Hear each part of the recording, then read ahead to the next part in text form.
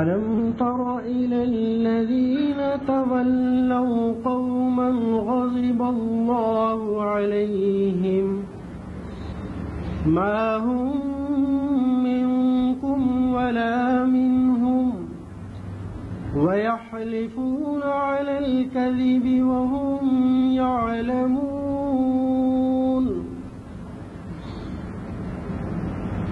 أعد الله لهم عذابا شديدا إنهم ساء ما كانوا يعملون اتخذوا أيمانهم جنة فصدوا عن سبيل الله فلهم عذاب مهين لن تغني عنهم أموالهم ولا أولادهم من الله شيئا أولئك أصحاب النار هم فيها خالدون يوم يبعثهم الله جميعا فيحلفون له كما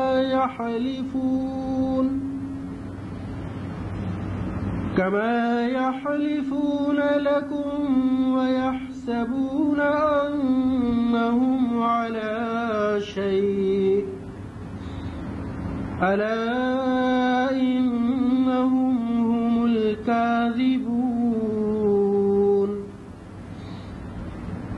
استحوذ عليهم الشيطان فأنساهم ذكر الله أولئك حزب الشيطان ألا إن حزب الشيطان هم الخاسرون إن الذين يحادون الله ورسوله أولئك في الأذلين كتب الله لأغلبن أنا ورسلي إن الله قوي عزيز صدق الله العلي العظيم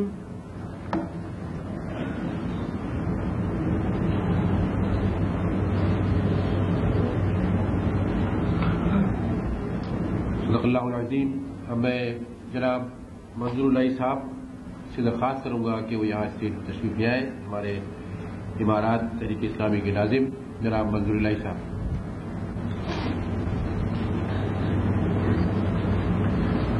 اس کے ساتھ ہی میں محترم جناب حکیم سر سہارنپوری صاحب سے درخواست کروں گا کہ وہ تشریف لائے اور درس کلام پاک سے پروگرام کو آگے بڑھائیں.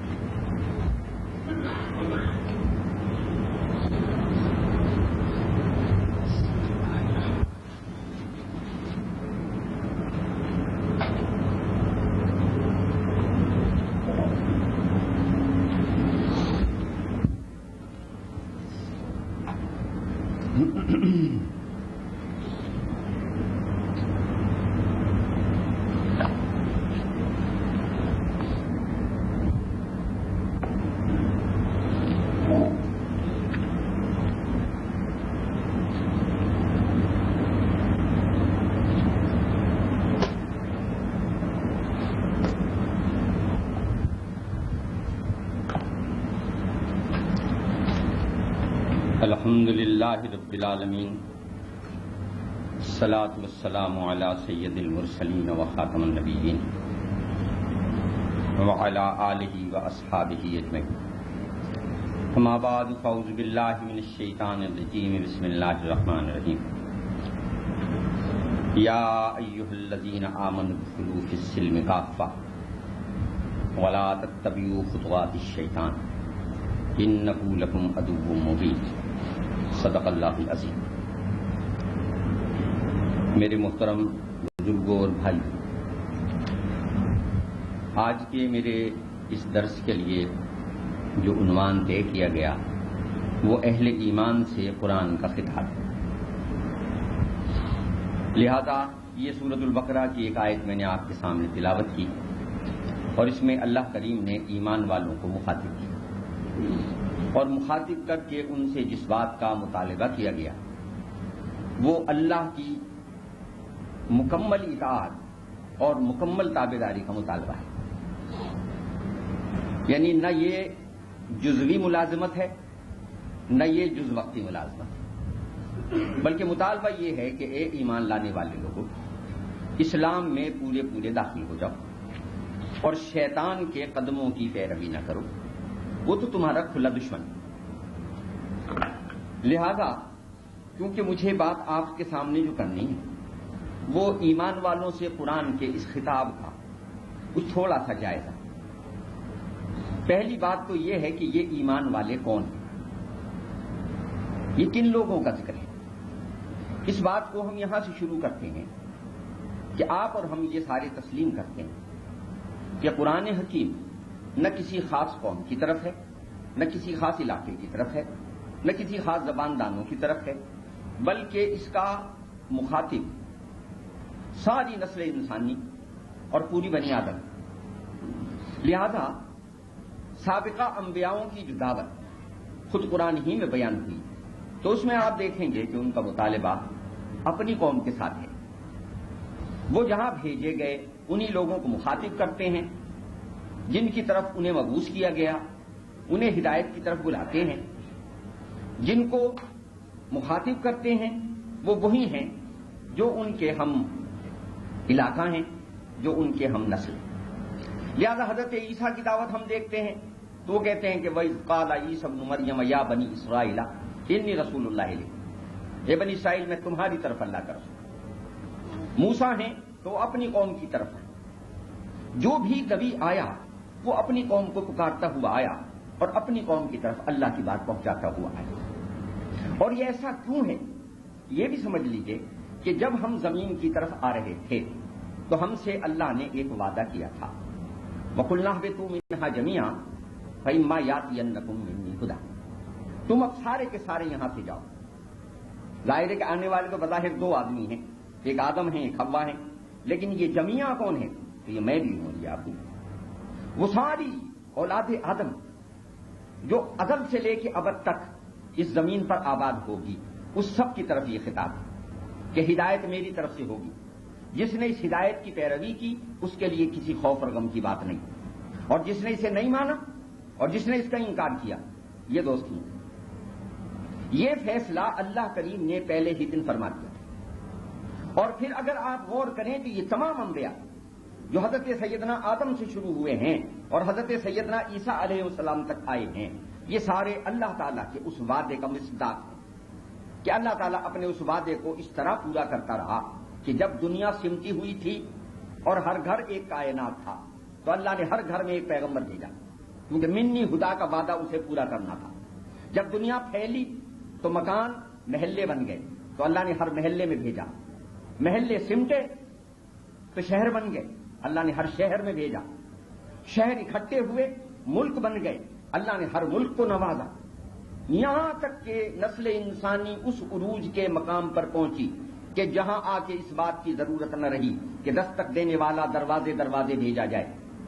تو پھر اللہ نے وہ کامل نبوت محمد رسول اللہ صلی اللہ علیہ وسلم کی صورت میں عطا فرمائی کہ جس کے مبعوث ہونے کے ساتھ ہی اس بات کا اعلان بھی کر دیا گیا کہ یہ اختتام نبوت ہے، اور اس بات کا بھی اعلان کر دیا گیا کہ یہ تکمیل کتاب ہے، اور اس بات کا بھی اعلان کر دیا گیا کہ یہ اتمام نعمت ہے۔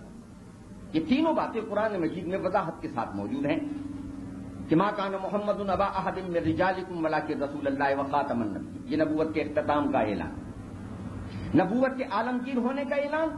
قل یا ایھا الناس انی رسول اللہ الیکم جمیعا، ان سے کہیے اے محمد رسول اللہ صلی اللہ علیہ وسلم، اے سارے لوگوں، میں تم سب کی طرف اللہ کا رسول کافۃ للناس بشیرا ونذیرا، سب کو ڈرانے والا، سب کو خوشخبری سنانے والا، اللہ کے حکم سے سب کو پکارنے والا، اللہ کے حکم سے سب کو بلانے والا، سب کو ہدایت کرنے والا، سب کو راستہ دکھانے والا۔ اور مجھ پر آ کے یہ کتاب بھی مکمل ہوئی، مجھ پر آ کے یہ ہدایت بھی مکمل ہوئی۔ تکمیل کتاب اور تشکیل دین کی اتمامی کیفیت کا اظہار بھی کسی تاریخ نے نہیں کیا، کسی مورخ کے ذریعے نہیں ہوا، کوئی محقق یہ کہنے نہیں آئے، خود اللہ کریم نے اس بات کا اعلان بھی فرما دیا کہ یہ کتاب مکمل ہو گئی ہے۔ الیوم اکملت لکم دینکم واتممت علیکم نعمتی ورضیت لکم الاسلام دینا۔ دین بھی پسند کر لیا وہ کہ جو تسلیم و رضا کا راستہ ہے، کتاب بھی پسند کر لی وہ جسے تکمیل کا اعزاز عطا کر دیا۔ تو لہذا یہ تمہیدی کلمات مجھے اس لیے کہنے پڑے کہ حضرات پہلے جو بھی آ رہا تھا وہ جانے کے لیے آ رہا تھا، جب وہ چاہتا تھا تو دوسرا آ جاتا تھا، اور ہر جانے والا یہی کہتا ہوا آتا تھا کہ میں آخری نہیں ہوں۔ حضرت سیدنا عیسیٰ علیہ الصلوۃ والسلام سے شاگردوں نے پوچھا کہ جناب آپ چلے جائیں گے تو ہمارا کیا بنے گا؟ انہوں نے کہا میرا جانا ہی بہتر ہے، کیونکہ میں نہیں جاؤں گا تو وہ سردار عالم نہیں آئے گا، میں جاؤں گا تو اسے بھیجوں گا، وہ آئے گا تو ہمیشہ تمہارے ساتھ رہے گا۔ اس کی خاصیت یہ ہوگی کہ جو کچھ اللہ اس سے کہے گا وہ تم سے کہے گا۔ موسیٰ جاتے ہوئے کہہ رہے ہیں کہ وہ آئے گا جو میرے بعد آنے والا ہے، حقوق کہہ رہے ہیں وہ آئے گا جو میرے بعد آنے والا ہے، غرض کہ ہر آنے والا یہ کہتا ہوا آ رہا ہے میرے بعد ایک آ رہا ہے، میرے بعد ایک آ رہا ہے، میرے بعد ایک آ رہا ہے، اور پھر جو آ رہا ہے وہ ایسا آ رہا ہے کہ جسے جانا نہیں، وہ مکمل ہے۔ اس کی کیفیت یہ ہے کہ تورات میں اس کے لیے کہا گیا موسیٰ تیرے بھائیوں میں سے ایک نبی برپا کروں گا، میں اس کے منہ میں اپنی زبان ڈالوں گا، جو مجھ سے سنے گا وہ کہے گا ان ہوا الا وحی یوحی۔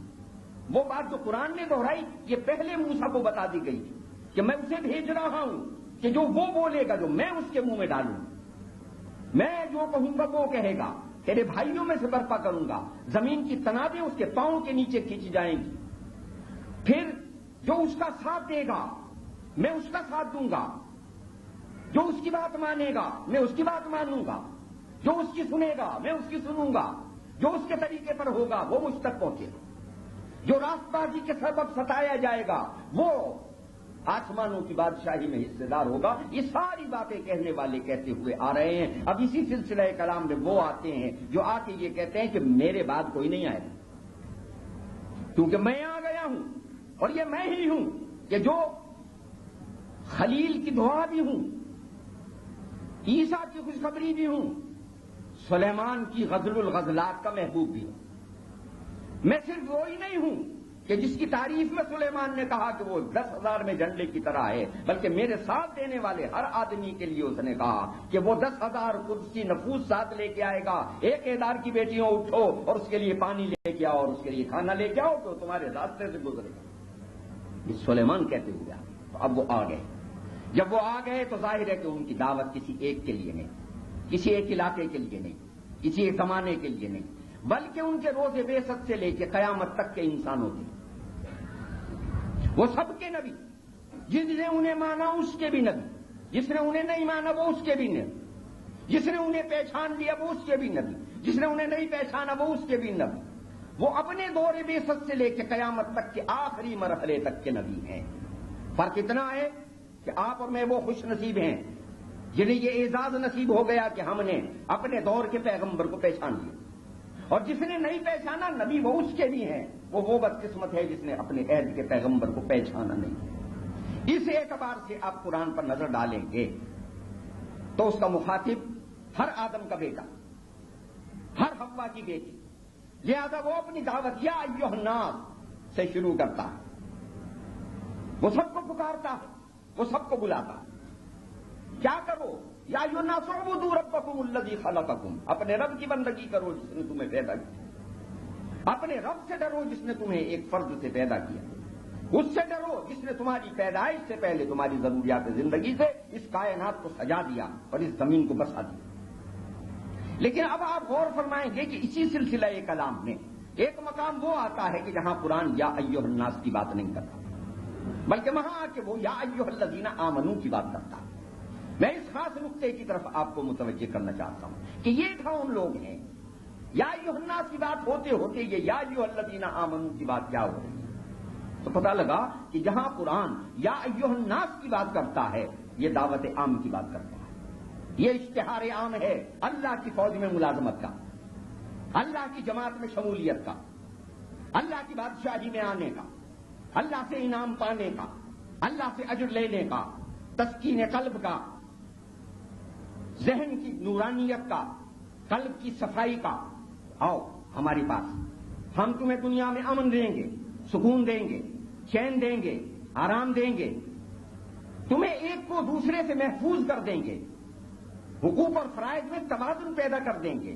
یہ ایسی بات ہے جیسے آپ دیکھتے ہیں کہ کہیں کوئی ملازمت کا اختیار ہوتا ہے تو اس میں شرائط ملازمت بھی لکھی ہوتی ہیں اور شرائط پوری کرنے والے کے اجر اور انعام بھی ہوتے ہیں. تم ہماری بات مانو، یہ معیار لے کے آؤ. ہماری فوج میں داخل ہونا ہے، تمہارا قد اتنا ہونا چاہیے، تمہارا سینہ اتنا ہونا چاہیے، تمہاری تعلیم اتنی ہونی چاہیے، تمہاری صحت ایسی ہونی چاہیے. اور جب تمہیں ہم ملازمت میں لے لیں گے تو پھر کیا کریں گے؟ ہم تمہیں اتنی تنخواہ دیں گے، ہم تمہیں اتنا معاوضہ دیں گے، ہم تمہارے بچوں کو تعلیم دیں گے، ہم تمہیں پینشن دیں گے، ہم تمہیں مکان دیں گے، علاج فری دیں گے. یہ سارے اشتہارات، یہ تحریض ہیں، یہ ترغیب ہیں کہ آؤ ہمارے پاس، یہ ہم سب کچھ تمہیں دیں گے. اب ایک آدمی اپنی درخواست ملازمت لے کے پہنچا کہ جناب میں آپ کی شرائط پوری کرنے کے لیے تیار ہوں، جو معیار مانگتے ہیں وہ دوں گا، جو کام مجھ سے چاہتے ہیں وہ کروں گا، جس بات پر عمل کرنے کے لیے بلائیں گے وہ سارے کے سارے کام کروں گا، میں خود بھی کروں گا، اپنے گرد و پیش بھی وہی کام کروں گا جو آپ میری ڈیوٹی میں لگائیں گے. میں آپ کی ملازمت میں آنے کے لیے تیار ہوں. مجھے ملازمت. حضرات جب یہ ملازمت کی درخواست لے کے آنے والا ادارے کو اپنی درخواست دے دے اور وہ ادارہ اس درخواست کو منظور کر لے تو پھر اس کے ساتھ کیا ہوتا ہے؟ پھر اسے تحریض و ترغیب نہیں دی جاتی. پھر روزانہ یہ اشتہار نہیں اسے سنایا جاتا کہ تم آؤ گے تو تمہیں اتنی تنخواہ دیں گے اور تمہاری اتنا معاوضہ دیں گے اور یہ دیں گے اور وہ دیں گے. پھر تو اس سے یہ کہا جاتا ہے کہ اب ہم نے تمہیں ملازم رکھ لیا تو اب آؤ ہم تمہیں بتائیں تمہارے کرنے کا کام کیا ہے. فوج میں بھرتی ہوئے ہو تو چلو پیٹی پریڈ کرو، ہتھیار اٹھانا اور چلانا سیکھو، اور تم سے جو کام ہم نے سرحدوں پر لینا ہے اس کی تربیت پاؤ اور اس کام کو کرنے کے لیے تیار ہو جاؤ. تمہیں ہم نے دفتر کی ملازمت دی ہے تو آؤ رجسٹر دیکھو، لکھنا پڑھنا سیکھو، جس کام کے لیے تمہیں متعین کیا ہے اس کام سے آؤ، ٹریننگ لو. تو حضرات یہ وہ بنیادی فرق ہے جو مجھے عرض کرنا تھا کہ اللہ نے جہاں یا ایھا الناس کی بات کی وہاں لوگوں سے کہا آؤ، میرے لیے نہ آؤ، اپنے لیے آؤ، اپنے مفاد کے لیے آؤ، اپنے پروفٹ کے لیے آؤ، عاقبت میں اپنی نجات کے لیے آؤ، اپنی جنت کے لیے آؤ، اپنی مغفرت کے لیے آؤ، دنیا میں اپنے امن کے لیے آؤ، اپنی چین کے لیے آؤ، اپنے آرام کے لیے آؤ. اگر تم نہیں آؤ گے تو میرا کچھ نہیں بگاڑ سکتے، میری بادشاہی میں کوئی خلل نہیں ڈال سکتے. جو کچھ ملنا ہے وہ تمہیں ملے گا، مجھے نہیں. جو کچھ لینا ہے وہ تم نے لینا ہے. لہذا ہم نے درخواست کی، اللہ نے شرف قبولیت عطا فرمایا اور ہمیں یا ایھا الذین آمنوا کہہ کے خطاب فرمایا کہ لوگوں تم نے ایمان کی درخواست دی، ہم نے قبول کر لی، آ گئے ہو، آؤ اب تمہیں بتاتے ہیں کہ تمہارے کرنے کے کام کیا ہیں. تو لہذا اللہ ہی کا اعجاز اور معجزہ ہے یہ کہ وہ ایک جملے میں اس سارے مضمون کو سمیٹ لے جسے 114 سورتوں میں اس نے تفصیل سے بیان کیا. تو کہا ادخلوا فی السلم کافہ، پورے اس تسلیم و رضا کے نظام میں داخل ہو جاؤ. یہاں جو ملازمت تمہیں لینی ہے یہ رسومات بندگی کی بات نہیں ہے، یہ صرف پرستش کی بات نہیں ہے، یہ صرف روزے اور نماز کی بات نہیں ہے، یہ صرف حج اور زکوٰۃ کی بات نہیں ہے، بلکہ یہ اختصار کے ساتھ یہ بات ہے کہ اپنی پوری زندگی ہمارے اختیار میں. اگر میں اسے اور زیادہ سمیٹ کے سادہ سے الفاظ میں عرض کروں تو میں یوں کہوں گا کہ اللہ کے سارے مطالبے کا جو کچھ بھی لب لعاب ہے، جو کچھ بھی خلاصہ ہے وہ یہ ہے کہ لوگوں اس دنیا کی زندگی میں میری مان لو اور انعام یہ ہوگا کہ عاقبت کی زندگی میں میں تمہاری مان لوں گا. یہاں تم میرے کہنے کے مطابق زندگی گزارو اور وہاں تمہاری اپنی مرضی کے مطابق زندگی ہوگی. اس بات کو قرآن نے مختلف مقامات پر کہا.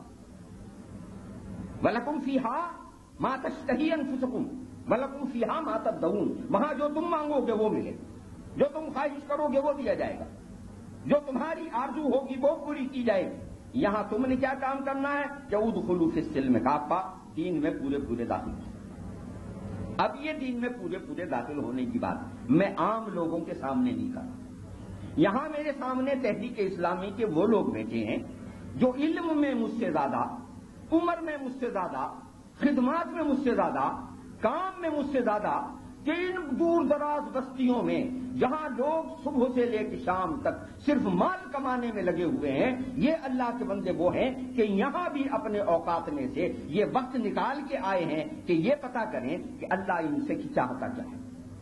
لہذا حضرات، نہ میں کوئی خطیب، نہ میں کوئی مقرر، نہ میں کوئی عالم، ہم تو سارے کے سارے ایک ہی فوج کے سپاہی ہیں، آپس میں تذکیر کے لیے اکٹھے ہوئے ہیں اور ایک دوسرے کو یہ بتانا ہے کہ یہ تو دیکھ لو کہ ہم کیا پیغام سن کے آئے ہیں اور اس پیغام کے تقاضے کیا ہیں اور وہ ہم کس حد تک پورا کریں۔ آئیے اب ہم اس بات کی طرف چلتے ہیں کہ جناب اس دین میں پورے داخل ہونے کا آغاز کہاں سے ہوتا ہے اور وہ کیسے ہونا چاہیے اور اس کے تقاضے کیا ہیں۔ تو میں آپ سے نبی صلی اللہ علیہ وسلم کی قرآنی سیرت کے حوالے سے بات کو آگے بڑھاتا ہوں، تو ذرا دیکھیں اور غور کریں۔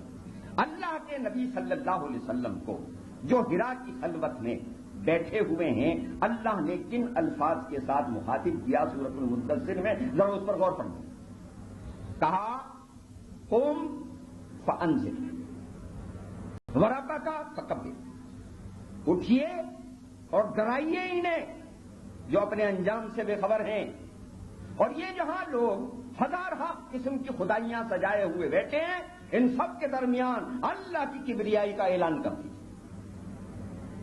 آپ کو اس کام کے لیے ہم نے متعین فرمایا ہے کہ آپ نے اللہ کی کبریائی کا اعلان کرنا ہے، اور اس اعلان کے راستے میں زبانی دعوت سے لے کے عملی جہاد تک ہر مرحلے پر آپ نے ایک ہی بات دیکھنی ہے کہ آپ اللہ کی بات مان رہے ہیں یا کسی اور کی بات مان رہے ہیں، آپ کی زندگی کا مرکز اللہ کی رضا ہے یا کسی اور کی رضا۔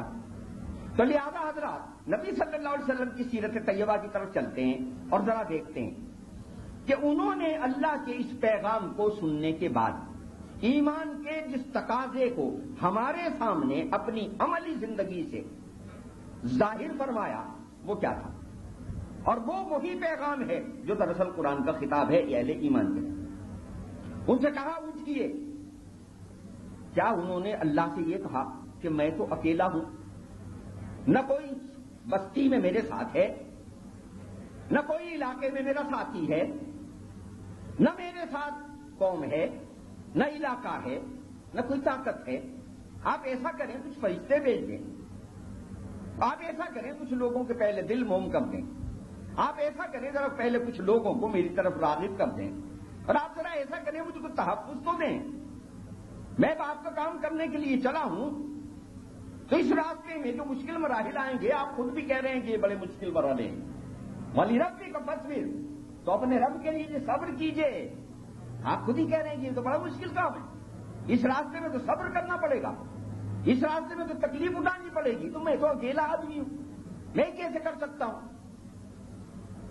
آپ نے دیکھا کہ انہوں نے کیا کیا، وہ وہاں سے اٹھے اور اٹھ کے بغیر کسی سہارے کے اور بغیر کسی آسرے کے اور بغیر کسی دوسرے بیرونی تحفظ کے انہوں نے اپنے کام کا آغاز کیا، اور اس آغاز کے لیے آج تو آپ کے سامنے وہ مشکلات نہیں ہے، یہاں تو زبان سے کہہ بھی دیا لا الہ تو کیا حاصل، دل و نگاہ مسلمان نہیں تو کچھ بھی نہیں، اور صورتحال یہ ہے کہ دل و نگاہ مسلمان نہیں ہے، زبان سے کہتے ہیں لا الہ الا اللہ، اور ہزارہ بت جو ہے نہ صرف یہ کہ آستینوں میں بلکہ دلوں میں سجے ہوئے۔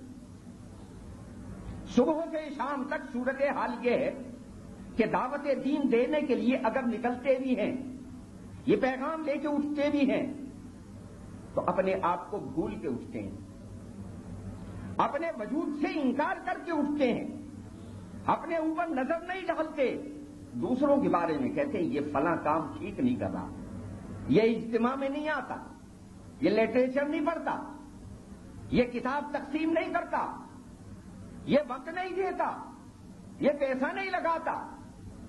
حالانکہ اس نظام کا اور اس خطاب کا بنیادی کردار یہ ہے کہ آپ اور میں یہ کہنے نہیں آئے کہ یہ سب دیں گے تو ہم دیں گے، یہ سب کریں گے تو ہم کریں گے. ہم تو یہ کہتے ہیں کوئی کرے نہ کرے ہم نے تو کرنا، کوئی اٹھے نہ اٹھے ہم نے تو اٹھنا ہے، کوئی مانے نہ مانے ہم نے تو مان لیا ہے.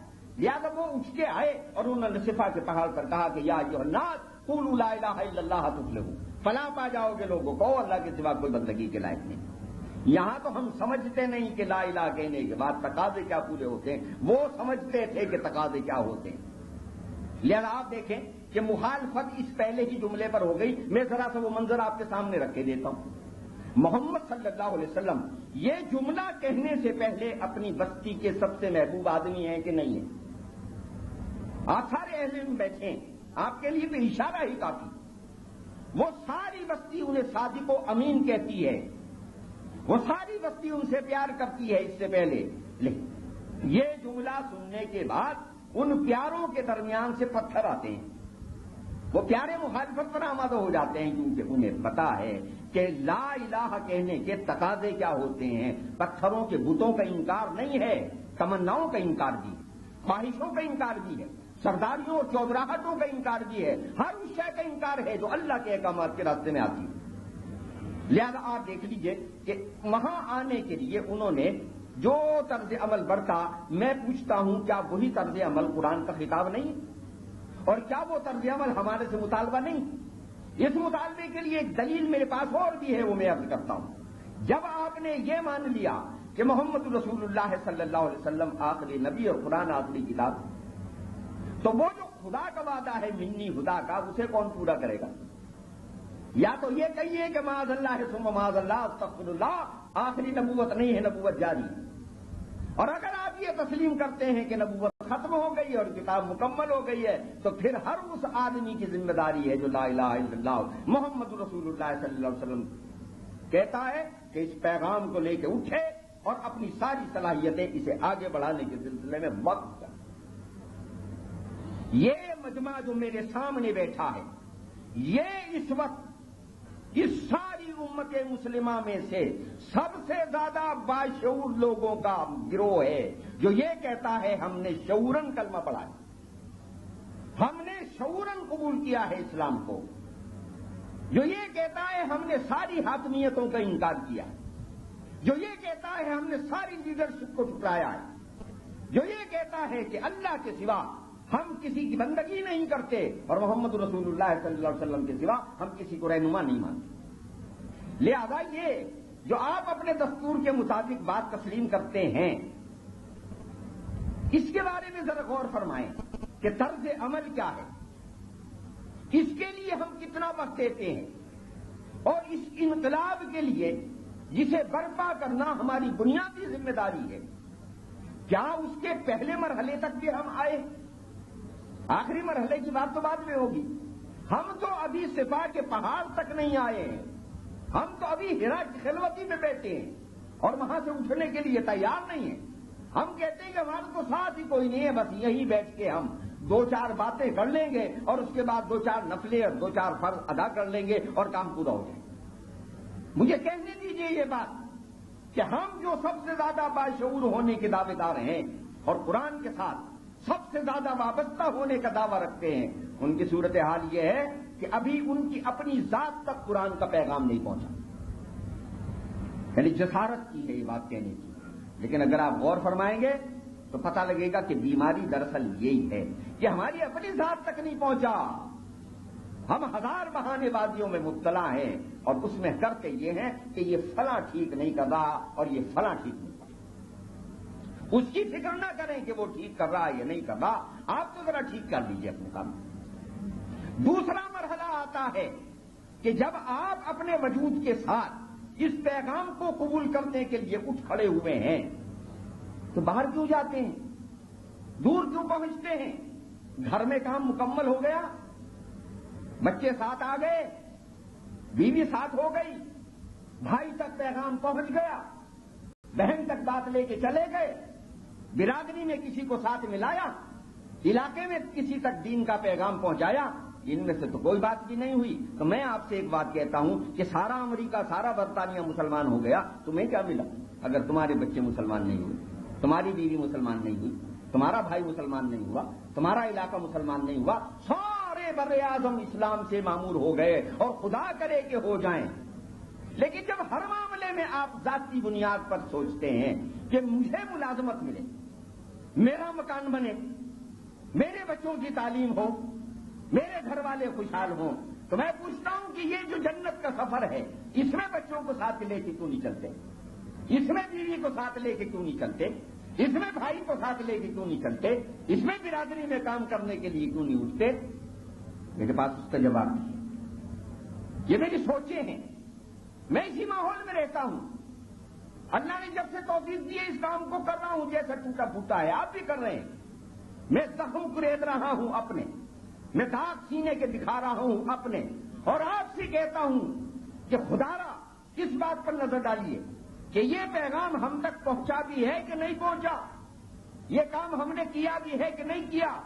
ان سے خدا نے کہا تھا جنہیں قم فانذر کہہ کے وہ صفا پہ لایا تھا کہ کام کو کہاں سے شروع کرنا ہے، تو یہ نہیں کہا تھا کہ مدینہ منورہ چلے جاؤ، یہ نہیں کہا تھا کہ طائف جاؤ، یہ نہیں کہا تھا کہ حنین جاؤ اور تبوک جاؤ، بلکہ پہلی بات تو ان سے یہ کہی تھی کہ وانذر عشیرتک الاقربین، ذرا قریبیوں کو ڈراؤ، ذرا پاس والوں کو بلاؤ، ذرا ان تک تو بات لے کے پہنچو۔ جہاد کا یہ مرحلہ تو طے کرو۔ یہ اپنوں تک بات پہنچانے کا پیغام یہ دو پہلو رکھتا ہے۔ اپنے ذرا تسکین سے بات سن لیتے ہیں، لیکن اسی کے ساتھ ایک دوسری بات بھی ہے کہ قریب والا آدمی کسی بہروپیے کی بات نہیں سنتا، روپ کی بات سنتا ہے، حسن کی بات سنتا ہے۔ کاغذی پھولوں کو اٹھا کے کوئی ناک تک نہیں لے جاتا، وہ تو دور سے نظر آ جاتے ہیں کہ یہ پھول کاغذی۔ آپ اگر کسی کو یہ کہنے اٹھیں کہ نماز پڑھ تو نماز پڑھ کے اٹھنا پڑتا ہے، اور آپ کسی کو کہنے جائیں کہ سچ بول تو سچ بولنے کے بعد جانا پڑتا ہے۔ آپ اگر کسی کو کہنے جائیں کہ ذرا بچوں کو دین کی طرف لاؤ تو اگلا کہے گا یہ تیرے بچے کہاں جا رہے ہیں، ان کی بھی خبر لی ہے۔ تو آپ دیکھتے ہیں کہ یہ اس سے ڈرتا ہے، اس لیے قریب میں نہیں جاتا، دور میں جاتا ہے تاکہ یہ نقاب میں چھپ جائے۔ تو میں ایک بات کہتا ہوں کہ جناب پہلی بات تو آپ کے اپنے اور میرے اپنے وجود سے ہو رہی، ہم نے مان لیا۔ اب اس کے بعد دوسرا مرحلہ آتا ہے کہ بھائی بچوں تک پہنچو۔ ایک مجھے اکثر یہ شکایت ملی، اپنے ارکان جماعت کی میں بات کر رہا ہوں، اپنے ساتھیوں کی، آپ کی اور اپنی، ان کی بیویاں ان کے ساتھ نہیں۔ کیوں ساتھ نہیں؟ انہیں گرم کھانا بڑا عزیز ہے، انہیں وقت پر روٹی کا ملنا بہت عزیز ہے۔ یہ کہتے ہیں یہ بیوی اگر اجتماع کارکنان میں جائے گی تو مجھے روٹی کون دے گا؟ لہذا یہ کہتے ہیں تیرے حصے کا کام بھی میں نے کر لیا، بس تو اب میرے لیے روٹی پکا۔ میں کہتا ہوں کہ اگر کبھی آپ نے ٹھنڈی روٹی کھا لی تو اس سے کیا فرق پڑا؟ آپ بھی اللہ کے دین کے لیے اٹھے اور آپ کی بیوی بھی اللہ کے دین کے لیے اٹھے۔ بیٹے کو ڈاکٹر بھی بناؤ، بیٹے کو انجینئر بھی بناؤ، مگر بیٹے کو تحریک اسلامی کا کارکن بھی تو بناؤ۔ اس کو کیوں بچا کے رکھا ہوا ہے؟ تم سمجھتے ہو دو باتوں میں سے ایک بات، یا تو یہ کہ تم نے اور میں نے راستے کا غلط انتخاب کیا اور اب ہم پچھتا رہے ہیں کہ یہ راستہ کیوں انتخاب کیا، ہم نے بھی مال کمانے کا راستہ اختیار کیا ہوتا، آج ہمارے پاس بھی بہت ڈھیروں مال ہوتا، آج ہمارے پاس بھی بہت معاملات ہوتے، آج ہمارے پاس بھی ڈھیروں دولتوں کے انبار ہوتے۔ تو چلو پھر ٹھیک ہے، بیٹوں کو بھی کہتے تم بھی کمائی میں لگ جاؤ۔ لہذا اب ہمارا مرحلہ یہ ہے کہ بیٹوں اور بیٹیوں کو اس راستے پر نہیں لگا دیں، اور جو لگا دیتے ہیں پھر ان کو بھی ایک مشکل پیش آتی ہے، وہ اس کی طرف بھی میں اشارہ کرتا چلوں کہ جب آپ تنظیم کے ساتھ کام نہیں کریں گے، جب اس کو ایک برادری نہیں سمجھیں گے جس کا نام مسلم جماعت تحریک ہے، جس کا نام، جب تک آپ اس کی اکائی نہیں بنیں گے تو آپ سمجھ لیجئے کہ وہ اگلا مرحلہ مشکل ہوگا، اور وہ مشکل کی صورتحال یہ ہے کہ بیٹے کو ساتھ لانے میں آپ کو ایک پریشانی یہ ہوتی ہے کہ وہ اگر ساتھ آ گیا تو آگے پھر اس کے ساتھ کون آئے گا؟ بیٹی میرے ساتھ ہو گئی تو اس ماحول میں کہاں کپاؤں گا؟ یہ بھی مسائل سامنے آتے ہیں۔ تو میں اس میں بھی ایک بات آپ سے کہتا ہوں کہ جناب اگر یہ راستہ حق کا راستہ ہے تو جب آپ اپنے گھر والوں کو ساتھ لے کے اٹھیں گے تو اللہ کی تائید و نصرت آپ کو اسی طرح حاصل ہوگی جس طرح محمد رسول اللہ صلی اللہ علیہ وسلم اور آپ کے صحابہ کو حاصل ہوگی۔ اس کا بھی ایک منظر دیکھیں۔ یہ نبی صلی اللہ علیہ وسلم سب سے پہلے اپنی دعوت لے کے گئے کہاں؟ بیوی کے پاس، خدیجۃ الکبریٰ رضی اللہ تعالیٰ عنہ، اور سب سے پہلا جواب وہیں سے آیا کہ آپ یتیموں کے والی، بیواؤں کی خبرگیری کرنے والے، اچھے پڑوسی، لوگوں کے ساتھ احسان کرنے والے، خدا آپ کو تنہا نہیں چھوڑے گا، خدا آپ کو رسوا نہیں کرے گا۔ بیوی نے بتا دیا کہ یہ آدمی جو پیغام لایا ہے یہ بڑا سچا آدمی ہے، یہ غلط کیا بولتا ہے۔ یہ تو سیرت کا نور ہے، اور سیرت کا نور جہاں پہنچتا ہے وہاں وہ اپنے نتائج ظاہر کرتا ہے۔ آپ نے دیکھا بیوی ایمان لے آئی، آپ نے دیکھا اس کے گھر کا نوکر ایمان لے آیا زید بن حارثہ، آپ نے دیکھا اس کا نیپالک ایمان لے آیا علی بن ابی طالب، آپ نے دیکھا کہ اس کا دوست ایمان لے آیا ابی بکر صدیق رضوان اللہ تعالی علیہ اجمعین۔ یہ سارے قریبی آئے ہیں، اور یہ قریبی اسی طرح آگے بڑھے ہیں کہ ابو بکر کا دوست ساتھ آیا ہے عثمان ابن عفان 5ویں نمبر پر، ابو بکر کا دوست آیا ہے عبد الرحمن ابن عوف رضی اللہ تعالی عنہما۔ یعنی جو قریب سے قریب تک چراغ سے چراغ جل رہا ہے، نور سے نور پھیل رہا ہے، اور پھر یہ قافلہ اسی طرح آگے بڑھتا جا رہا ہے۔ اور کس ترتیب سے بڑھتا ہے اس نظم و ضبط پر بھی ذرا سا غور کریں۔ اس نظم و ضبط کا حال یہ ہے، ہم اس سلسلے میں بھی اپنی قیادتوں پر برستے ہیں، اپنے ناظموں پر گرجتے ہیں، اپنے مربیوں کے گلے پڑتے ہیں، چاہتے یہ ہیں کہ جو ہماری تمنائیں ہیں وہ پوری ہوں۔ ہم کچھ نہ کریں، انقلاب سارا آ جائے، ہم جہاد کے ذرا سے مرحلے سے کچھ نہ ہو اور کام سارا ہو جائے، یہ کیسے ممکن؟ یہ ہو ہی نہیں سکتا جب تک وہ مثالی نظم و ضبط نہ آئے کہ جہاں صورتحال کارکن کی یہ ہے کہ وہ شرائط کی چکیوں میں پستا ہوا آ رہا ہے، مارے کھاتا ہوا آ رہا ہے، جسم پر انگاروں سے داغ ڈلواتا ہوا آ رہا ہے۔ حضرت خباب بن عرط رضی اللہ آ کے نبی صلی اللہ علیہ وسلم سے سوال کرتے ہیں، اب تو مظالم حد سے سوا ہو گئے، آپ اللہ سے ہمارے لیے دعا نہیں کرتے؟ یہ ایک مشہور حدیث۔ نبی صلی اللہ علیہ وسلم نے کہا، خباب تم سے پہلے جو لوگ اس راستے سے گزرے ہیں وہ آروں سے چیر دیے گئے، لوہے کی کنگھیوں سے ان کے گوشت نوچ دیے گئے۔ وہ وقت آ رہا ہے جب بڑا امن ہوگا، ایک عورت سنا سے چلے گی، اگر موت تک جائے گی، اسے اللہ کے سوا کسی کا خوف نہیں ہوگا۔ یہ بڑی تفصیلی گفتگو ہے نبی صلی اللہ علیہ وسلم۔ اور آخری جملہ اس میں کیا ہے کہ خباب تم بے صبرے ہو۔ میں نے جب یہ پڑھا تھا میں لرز گیا، میری عجیب کیفیت ہوئی کہ یہ کس سے کہہ رہے ہیں سرکار؟ اس سے کہہ رہے ہیں جس کی کمر پر انگاروں کے داغ سے نشانات کے چمن کھلے ہوئے ہیں، جس کا حال یہ ہے کہ ساری کمر چربی چربی نکلی ہوئی ہے۔ کسی نے پوچھا، خباب یہ کیا ہے؟ کہا ایک دن مکے والوں نے مجھے پکڑ لیا تھا، انگاروں پر لٹا دیا تھا، میری چربی سے آگ ٹھنڈی ہو گئی تھی، یہ اس کے نشان ہے۔ یہ اس آدمی سے کہا جا رہا ہے تم بے صبرے ہو، اور وہ گردن جھکا کے سن لیتا ہے کہ ہاں بے صبرا ہے۔ یہاں تو ذرا کسی کارکن کو کہہ کے دیکھیے تم نے کام نہیں کیا، وہ آپ پر چڑھ جائے گا، تم نے کیا کام کیا؟ میں تو اتنی ملاقاتیں کی، میں تو اتنے لٹریچر پڑھے، میں تو اتنی کتابیں بانٹی ہیں۔ جہاں یہ نظم و ضبط کا حال کہ لوگ 13 سال تک مار کھا رہے ہیں، ابھی اجازت نہیں ہے ہاتھ اٹھانے کی، تو آپ تاریخ سے ایک مثال نہیں بتا سکتے محمد رسول اللہ صلی اللہ علیہ وسلم کے ساتھیوں میں سے کہ کسی شخص نے مار کا جواب مار سے دے دیا ہو، کیونکہ ابھی مار کے جواب میں مار دینے کا حکم نہیں آیا ہے، اجازت نہیں ہوئی ہے، تو اس ساری جماعت میں کوئی ایک بھی نظم جماعت سے باہر نہیں۔ اور جب یہ مرحلہ آتا ہے کہ اب ہتھیار اٹھا کے میدان میں جانا ہے، تو پھر آپ دیکھتے ہیں کہ کوئی پیچھے نہیں رہتا ہے۔ پھر بیوائیں اپنے چھوٹے بچے لے کے آ جاتی ہیں کہ سرکار انہیں ساتھ لے جاؤ، انہیں جہاد میں لے جاؤ، میں جانتی ہوں میرا بچہ دشمن کا کچھ نہیں بگاڑ سکتا، مگر اتنا تو ہوگا میں چاہتی ہوں، میری تمنا ہے کہ جب مجاہدین آگے بڑھیں تو میرے بچے کو آگے کر کے بڑھیں، تاکہ جو دشمنوں کا تیر آئے وہ اس کے کلیجے میں ترازو ہو جائے۔ دشمن کا ایک تیر تو ضائع ہوگا، ایک مجاہد کا سینہ تو بچ جائے گا۔ یہ ایسی عورتیں یہ نظام پیدا کر رہا ہے۔ یہ مرحلہ آیا تو بچے آ رہے ہیں کہ رسول اللہ صلی اللہ علیہ وسلم ہمیں جہاد میں ذات لے چلے۔ یہ حضرت سمرہ آ رہے ہیں، یہ حضرت نافع آ رہے ہیں۔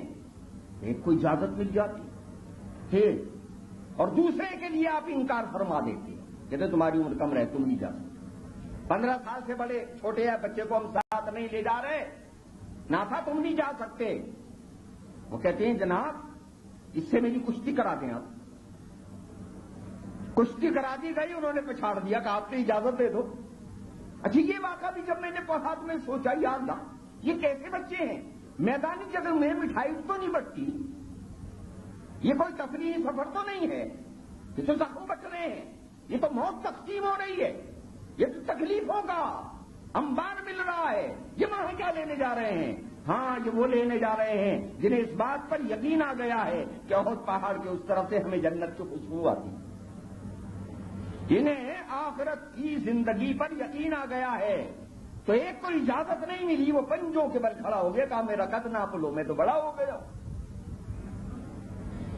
لنگڑی ٹانگ سے لنگڑاتا ہوا ایک شخص آتا ہے، عمر بن جمو، کہتے ہیں یہ بیٹے یہ بدر کے میدان میں میرے آڑے آ گئے تھے کہ آپ بیمار ہیں، ضعیف ہیں، زخمی ہیں، آپ نہیں جا سکتے۔ آپ نے رکنے والا نہیں ہوں سرکار، میں ضرور جاؤں گا۔ یہ مجھے کہتے ہیں تو لنگڑا ہے، میں اسی لنگڑی ٹانگ سے جنت میں گھسٹتا ہوا جاؤں گا۔ اور رسول اللہ صلی اللہ علیہ وسلم اسے اجازت دیتے۔ اور وہ بڑا مشہور خاندان جس کے بارے میں آپ نے سنا ہی ہے کہ وہ ایک عورت جسے پتا لگا کہ رسول اللہ صلی اللہ علیہ وسلم شہید ہو گئے، وہ اپنے گھر سے نکلی ہے، دل پلا کے نکلی ہے، لوگوں سے پوچھتی ہے حضور کا کیا حال ہے؟ وہ کہتا ہے تیرا شوہر شہید ہو گیا۔ کہتا ہے اس سے نہیں پوچھتی، حضور کا حال سنا ہو؟ کہا تیرا بھائی بھی کام آ گیا۔ کہا اس کو بھی نہیں پوچھتی، حضور کی بات کرو۔ کہا تیرا بیٹا بھی شہید ہو گیا۔ یہ وہ عمر بن جمو ہے، یہ وہ خلاد بن عمر ہے، یہ وہ خاندان ہے کہ باپ بھی مر گیا، شہید ہو گیا، بیٹا بھی شہید ہو گیا، ماموں بھی شہید ہو گیا۔ اور وہ عورت کہتی ہے یہ سب چلے گئے تو کوئی پرواہ نہیں، اگر رسول ٹھیک ہے تو پھر مجھے سب کچھ مل گئے۔ یہ بات کہ انہوں نے پیغام کو سمجھ لیا تھا۔ اب مرحلہ جہاد کا آیا تو جہاد کی بات آ گئی۔ میں یہ بھی بتاتا چلوں کہ یہ ایمان جب کسی کے دل میں اترتا ہے، کل تک جب میں بات کرتا تھا اس جہاد کی تو میں محسوس کرتا تھا کہ کتابیں پڑھتا ہوں اور بول لیتا ہوں۔ میں آپ سے ایک صحیح بات کہتا ہوں کہ مجھے اس دسمبر کے مہینے میں تاریخ کے ایک نئے باب سے روشناس ہونے کا موقع ملا۔ میں نے ایک نئی کیفیت دیکھی اور میں نے دیکھا کہ پہلے میں درس دیتا تھا تو وہ کتابی بات ہوتی تھی جہاد کے موضوع پر، لیکن اب جب جہاد کی میں بات کرتا ہوں تو مجھے تاریخ زندہ نظر آتی ہے مسلمان خواتین کی صورت میں۔ یہ مجھے ابھی ذاتی تجربہ ہوا ہے 1-1.5 مہینے پہلے۔ اسی کشمیر کے محاذ پر ہمارے کچھ نوجوان شہید ہوئے، ان میں سے ایک شہید کی ماں کو صبر کی تلقین کرنے کے لیے میں لاہور گیا، راولپنڈی سے۔ یہ مظفر نعیم کی بات ہے، چودھری صفدر صاحب کے بیٹے کی۔ چودھری صاحب سے ملا، لوگ آ رہے تھے، اظہار افسوس کر رہے تھے، کوئی صبر کی بات کرتا تھا، کوئی ان کے بیٹے کی بات کرتا تھا، اور وہ سادہ سا آدمی کہہ رہا تھا میں تو کسی بہت بڑے علمی گھرانے کا آدمی نہیں ہوں، اس بیٹے نے شہادت پا کے میرا تو سر اونچا کر دیا۔ میں نے صفدر سے کہا میں تمہاری بیوی سے بات کرنا چاہتا ہوں، میں یہاں آیا ہوں، میں چاہتا ہوں یہ سعادت مجھے نصیب ہو، 2 صبر کے بول اس سے بھی کہوں۔ ان کا اچھا ٹھہر جائیں، عورتیں آئی ہوئی ہیں، وہ ذرا چلی جائیں تو پھر آپ کو بات کرتے ہیں۔ وہ پردے میں آ کے بیٹھ گئی۔ میں نے اسے کہا میں تعزیت تو نہیں کرتا، تعزیت تو مردوں کی ہوتی ہے، تیرا بیٹا تو مجرب ہوا ہے شہادت سے۔ کہتی ہے انہوں نے تو 2 مہینے بعد مجھے بتایا، انہوں نے تو مجھے نومبر میں بتایا کہ مظفر شہید ہو گیا، وہ تو جس دن شہید ہوا تھا شام کو آ کے مجھے بتا گیا تھا کہ میں شہید ہو گیا۔ اللہ میں نے تاریخ میں پڑھا تھا، اس وقت وہ قصہ نظر آتا تھا، لیکن پتہ لگا کہ نہیں، جب کوئی پورا اسلام میں داخل ہوتا ہے تو انقلاب سیرت کیسا ہوتا ہے، آئیے دیکھیں۔ ایک عورت تاریخ میں ایسی میری نظر سے گزری کہ میں سوچا یہ بڑی عجیب عورت ہے، حضرت تماسرا، خنسا کے نام سے مشہور، عرب ادب و شعر کی بہت بڑی قدامر اور مرثیے کی تاریخ میں بہت بڑا نشان، بہت بڑی شاعرہ، 30 سال تک اپنے 2 بھائیوں کا ماتم کرتی رہی جو عہد جہالت میں قتل ہو گئے، ایک صخرہ تھے ایک معاویہ تھے، جو مارے گئے، 30 سال تک انہیں روئی، اور وہ جتنے مرثیے کہے انہی کے کہے۔ اب یہ ہو گئی مسلمان۔ اب آپ دیکھیں ایک ہی کیریکٹر میں 2 منظر نظر آئیں گے۔ ایسی عورت جس نے 30 سال اپنے بھائیوں کا ماتم کیا ہو، یرموک کی جنگ میں شریک ہوتی ہے مسلمان ہونے کے بعد، اور 4 بیٹے اس کے اس میں شریک ہوتے ہیں، اور رات کو ان سے مخاطب ہو کے کہتی ہے دیکھو میں نے تمہارے نانا کو شرمندہ نہیں کیا، میں نے تمہارے ماموں کی بے آبرو نہیں کی، میں نے تمہارے باپ کی عزت کی حفاظت کی ہے، تم جس طرح میرے بیٹے ہو اسی طرح اپنے باپ کے بیٹے ہو، کل میں اس حالت میں تمہیں دیکھنا نہیں چاہتی کہ تمہاری کمر پر مجھے زخم نظر آئے۔ اور دوسرے دن یہ 4 جاتے ہیں جہاد میں، اور شام کو 4 بھی جنازے آ جاتے ہیں، 4 شہید ہو گئے یرموک کے میدان میں۔ میں بھی سوچا جس عورت نے 30 برس 2 بھائیوں کا ماتم کیا، 4 جوان بیٹوں کے ماتم میں تو زمین آسمان ایک کر دے گی وہ، لیکن 4 بیٹوں کے جنازوں پر کھڑے ہو کے کہتی ہے کائنات کی عظمتوں میری تعظیم کرو، میں 4 شہیدوں کی ماں ہوں، اللہ نے مجھے 4 شہادتوں سے مشرف کیا۔ یہ میں نے پڑھا تھا، اور اسے اب میں نے دیکھ لیا کہ یہ چودھری صفدر کی بیوی رو نہیں رہی ہے، یہ پنجاب کے دیہات کی رہنے والی دیہاتی عورت جس کا معاشرہ یہ ہے کہ 90 برس کا آدمی بھی اگر مر جائے تو اس کے ماتم میں اتنا سیاپا کرو، اتنا سیاپا کرو، سر پیٹو، بال نوچو، منہ اور ماتھے پر اور چھاتیوں پر اتنے ہاتھ مارو کہ بے ہوش ہو جاؤ۔ آپ سارے اسی علاقے کے لوگ تقریباً بیٹھے ہیں، مرنے والوں پر جو کچھ ہوتا ہے وہ آپ کو پتا ہے۔ یہ کیسی عورت ہے، اسے ایسا کس نے بنا دیا ہے؟ وہیں مجھے ایک اور بوڑھا ملا، بالکل ضعیف، بڑا ناتواں، سید عزیر صاحب، کہ یہ کون ہے؟ کہا اس کے 2 بیٹے شہید ہو گئے، اس کا داماد بھی شہید ہو گیا کشمیر کی جنگ۔ یہ بھی بڑے حوصلے کے ساتھ اس اسٹیج پر بیٹھا ہے اور لوگوں کو کہہ رہا ہے کہ جہاد کے لیے اٹھو، فیصلے زندگی جہاد۔ میں مظفر آباد گیا، کہا یہ کون ہے؟ یہ عثمان شاہ صاحب ہے۔ بھائی یہ کون ہے؟ ان کا بھائی بھی شہید ہو گیا، ان کا بیٹا بھی شہید ہو گیا۔ یہ شہیدوں کی ایک لائن لگی کھڑی ہے، اور یہ میں آپ کو بتا دوں کہ سروری موت کے پہلو سے جنم لیتی ہے، زندگی انہی کو ملتی ہے جو موت کی آنکھوں میں آنکھیں ڈالتے ہیں اور جنہیں احد پہاڑ کے اس طرف سے جنت کی خوشبو آتی ہے۔ تو میں اب آپ سے ایک بات کہتا ہوں کہ یدخلوا فی السلم کافہ، روزوں کی پیمائش کا نام نہیں، نمازوں کی پیمائش کا نام نہیں، وضو کی پیمائش کا نام نہیں، زکوٰۃ کی تقسیم کا نام نہیں، یہ تو ساری زندگی کے نظام کو پوری زندگی پر لاگو کرنے کا نام۔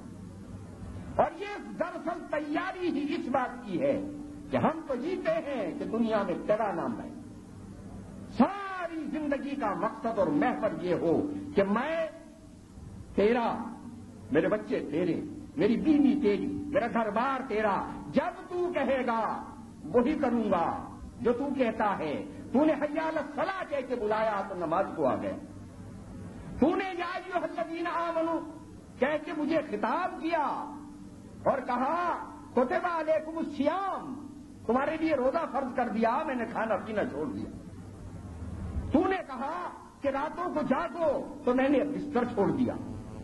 تو نے کہا کہ حج کو آؤ، میں نے گھر کا آرام چھوڑ دیا۔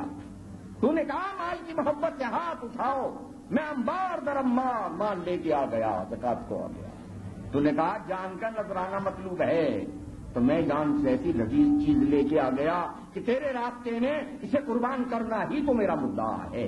تو حضرات جو لوگ یہ کہہ کے آئے ہیں کہ اللہ ہم ایمان قبول کرتے ہیں، ہم تیری بات ماننے کے لیے تیار ہیں، اللہ ان سے کہتا ہے کہ یہ بات ماننا صرف نماز روزے اور حج اور زکوٰۃ کی بات نہیں ہے، پوری زندگی کا سودا کرتے ہو تو آؤ، ان اللہ اشتری من المؤمنین انفسهم واموالهم بان لهم الجنہ یقاتلون فی سبیل اللہ فیقتلون ویقتلون۔